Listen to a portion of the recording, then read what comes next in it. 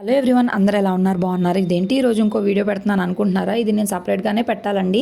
నాకు ఈ గుడితోటి ఎంత కనెక్షన్ ఉందంటే, ఇక్కడ అమ్మవారు స్వయంభు అండి. నేను ఆల్రెడీ మీకు చాలా వీడియోలో చెప్పాను కర్మారి అమ్మ గురించి. ఈ అమ్మవారు ఇక్కడ ఎక్కువ తెలియపోవచ్చు, కానీ చెన్నై సైడ్ చాలా ఫేమస్. ఇక్కడ స్వయంభుగా వెలిచారు. ఇక్కడ ఈ కర్ణ అనే వాళ్ళు మా ఆయన 10th క్లాస్ నుంచి నమ్ముతారండి. అమ్మవారు ఎంత పవర్ఫుల్ అంటే, మనం ఏం కోరుకున్నా జరుగుతాయి. నా లైఫ్లో నేనే చూశాను కదా, నా ప్రెగ్నెన్సీకి కానీ నేను కొన్నిసార్లు నమ్మకుండా అనుమానించినప్పుడు నా కళ్ళు తెరిపించింది అమ్మవారు. ఎలాగ ఏంటి అనేది కూడా మీతోటి షేర్ చేసుకున్నాను కదా. సో ఒకసారి నాకు కోపం వచ్చి మా ఆయన్ని తిట్టానమాట అమ్మవారి దగ్గరికి వెళ్ళి. ఎందుకో తెలీదు రీజన్ ఇప్పుడు. సో అప్పుడు అమ్మవారు అయితే నాకు ఒంటి నిండా దద్దు వచ్చేసిన తర్వాత వెళ్ళి అమ్మ క్షమించు అంటే నాకు నిజంగా దద్దు తగ్గింది.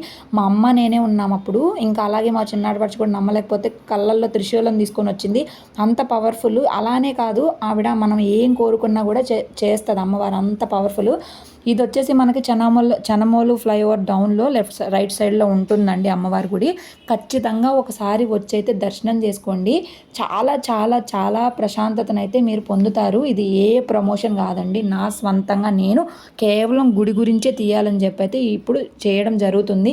అది కూడా ఇప్పుడు ఎందుకు నేను షేర్ చేసుకుంటున్నానంటే, మన గుడిలో ఆగస్టు 7వ తారీఖు నుండి 9వ తారీఖు వరకు శ్రీదేవి భూదేవి సహిత శ్రీ వెంకటేశ్వర స్వామివార్ల, శ్రీ మహావారాహి దేవి, శ్రీ శ్యామలాదేవి, మృత్యుంజయ, శ్రీదేవి కర్మారియమ్మ, ఆదిత్యాది నవగ్రహ, కాలభైరవ, గరుడ స్వామి వార్ల ప్రతిష్ట అయితే జరుగుతుందండి. ఇక్కడ అమ్మవార్లని లోపల శివుణ్ణి ప్రతిష్ఠిస్తున్నారు. ఇక్కడ ప్రత్యంగిరి మాత ఉన్నారు, నాగేంద్ర స్వామి, ఆంజనేయుడు, కృష్ణుడు, అలాగే సప్త మాత్రికలు ఉన్నారు. ఈ వారాహి అమ్మవారిని కూడా ఇట్లా అయితే పెట్టారు. ఇది కూడా 9వ తారీఖు అయితే ఓపెనింగ్ ఉంటుంది. సో 7వ తారీఖు నుంచి చాలా యజ్ఞాలు, హోమాలు, పూజలు అయితే జరుగుతాయండి. విజయవాడ దరిదాపుల్లో ఉన్న వాళ్ళు ఖచ్చితంగా రండి. ఆ 3 రోజులు నేను కూడా గుడిలోనే ఉంటాను. ఒకవేళ నన్ను కూడా మీట్ అవ్వాలి అనుకుంటే ఖచ్చితంగా విజయవాడ దగ్గరలో ఉన్న వాళ్ళు రావడానికి ప్రయత్నించండి. సో ఇక్కడ ఆల్రెడీ ఇక్కడ పూజలు అయితే జరుగుతూనే ఉన్నాయి. హోమాలు అయితే జరగాలి కదండి. ఇంత పెద్ద జరిగేటప్పుడు, ఇంత దేవుళ్ళని ప్రతిష్ఠ చేసేటప్పుడు మనకు పూజలు చాలానే చేస్తారు కదా, హోమాలు. కానీ అక్కడ వెంకటేశ్వర స్వామిని అయితే ప్రతిష్ఠించబోతున్నారు. ఎంత బాగానో కట్టారు కదండి. ఇక్కడ వీళ్ళు వచ్చేసి సప్త మాతృకులండి. చాలా చాలా బాగుంటుంది గుడి మాత్రము. నిజంగా చాలా పాజిటివిటీ వస్తుంది. సో 9వ తారీఖున అన్నదానం కూడా ఉందండి. 7, 8, 9 తారీఖుల్లో అయితే పూజలు జరుగుతాయి. 9వ తారీఖున ప్రాణప్రతిష్ఠ చేస్తారు. ఆ రోజు అన్నదానం కూడా ఉంది. ఖచ్చితంగా వచ్చి భక్తులు ఈ మహాయజ్ఞంలో పాలు పంచుకొని మీకు తోచినంత సహాయం చేయడానికి ప్రయత్నం చేయండి. సో దేవుడు కార్యక్రమం కాబట్టి మనం ఇచ్చే ₹1 మనం దేవుడికి ఇస్తే దేవుడు మనకు ₹100 తిప్పిస్తాడు.